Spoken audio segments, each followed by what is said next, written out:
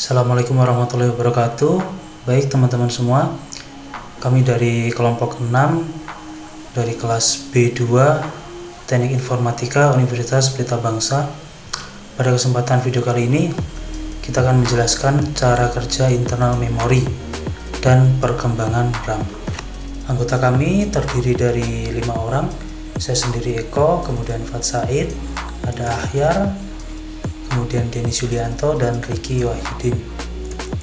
Memori berbentuk seperti sel yang terdiri dari sepotong kecil informasi. Informasi di dalam memori dapat berupa data maupun instruksi kepada komputer untuk melakukan sesuatu. Di dalam memori dapat menjadi suatu perintah untuk keadaan tertentu. Informasi disimpan dalam memori sebagai angka biner. Nah, informasi yang belum terbentuk biner nantinya akan diuraikan oleh instruksi-instruksi yang akan memecahkan menjadi urutan angka. Kemudian setiap alamat dari lokasi memori dituliskan dalam bilangan heksa ya, 16. Kemudian CPU akan melacak lokasi lalu membaca dan menulis data. Adapun transistor dan kapasitornya di sini ya, ini sudah diatur oleh chip. Dan internal memori itu yang paling umum adalah RAM. Kemudian penyimpanan data sementara pada memori internal membutuhkan aliran listrik yang pastinya ya, mulai dari 1,5 volt hingga 1,8 volt. Dan ini udah terintegrasi sama BIOS. BIOS itu membaca dulu, kemudian mengalirkan listrik ke RAM 1,5 atau 1,8. Kemudian pada proses BIOS menyediakan informasi dasar tentang perangkat penyimpanan. Di sini ada susunan boot dan juga komponen lainnya. Kemudian sistem operasi akan dimuat dari hard drive ke sistem RAM sehingga memungkinkan CPU untuk mempunyai akses langsung ke sistem operasi. Jadi RAM itu sangat berpengaruh dalam sistem informasi. Kemudian BIOS baik CPU maupun RAM saling berkaitan sehingga pekerjaan komputer bisa terpengaruhi oleh RAM. Kemudian ada perkembangan RAM dari awal sampai akhir.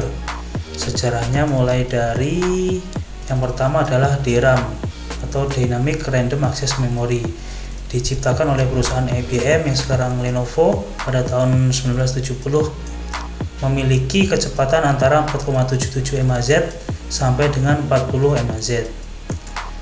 Kemudian selanjutnya ada EPM DRAM atau Fastback mode DRAM. Seperti ini bentuknya, dia berbentuk timbul, kecepatannya antara 16 sampai 66 MHz. Kemudian ada EDORAM, mirip dengan versi sebelumnya, namun dia itu ada dua keping, yaitu sisi kanan maupun sisi kiri, berupa timbul chip-chip seperti ini ya. Kemudian ada SDRAM, yaitu pada tahun 1996 dan 97 muncul SDRAM PC66. PC66 berarti RAM ini memiliki kecepatan 66 MHz. Kemudian muncul lagi SDRAM PC100 yang digunakan untuk komputer Pentium 2. Pada tahun 99, SDRAM PC133 diluncurkan ke pasaran. SDRAM terus ditingkatkan menjadi PC150. Bentuknya seperti ini, mungkin kita udah familiar ya teman-teman. Kemudian ada RDRAM atau Rambus DRAM. Seperti ini, chipnya berupa satu sisi, kemudian sisi sebelahnya ada heatsink ya, dan ini biasanya maksimal 1 GB kalau tipe yang seperti ini, model DRAM. Oke, kemudian muncul DDR SDRAM atau yang kita ketahui saat ini, mulai dari DDR1 hingga DDR5.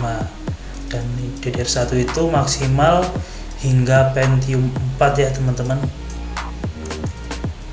Terus kemudian ini ada DDR2, DDR3, DDR4 dan DDR5. Penjelasannya, DDR2 muncul tahun 2005. RAM ini digunakan untuk prosesor Pentium 4 sampai Core 2 Duo. Terus kemudian RAM ini membutuhkan daya sebesar 1,8 volt Pada pertengahan tahun 2007 muncul kembali jenis RAM terbaru yaitu DDR3 SDRAM, membutuhkan daya yang lebih irit yaitu 1,5 volt. Kemudian pada tahun 2014 DDR4 rilis dan baru digunakan pada tahun 2015. Ini digunakan untuk prosesor Intel generasi ke-6 dan kompetitornya AMD yaitu AM4. Kemudian yang terakhir adalah DDR5. Generasi ini merupakan generasi yang terbaru saat ini yaitu tahun 2024. Dan sebenarnya ini sendiri sudah muncul dari tahun 2017. Nah, untuk perbedaannya teman-teman secara fisik sangat terlihat sekali ya. DDR1 seperti ini, chipnya gede-gede, satu sisi, kemudian bagian soketnya ya teman-teman, ini ada pembatas soket di sebelah sini. Kemudian DDR2 pembatas soketnya geser ke kiri ya. Kemudian DDR3 seperti ini, chipnya lebih kecil, pembatas soketnya geser ke kiri lagi. Kemudian DDR4 chip lebih kecil tentunya dan soketnya berubah ke sini ya teman-teman untuk membedakan. Dan terakhir lebih kompleks yaitu DDR5 seperti ini. Baik, terima kasih sedikit penjelasan dari saya maupun tim kelompok 6 yang sudah mempersiapkan slide-nya. Ada kurang lebihnya mohon maaf dan terima kasih. Assalamualaikum warahmatullahi wabarakatuh.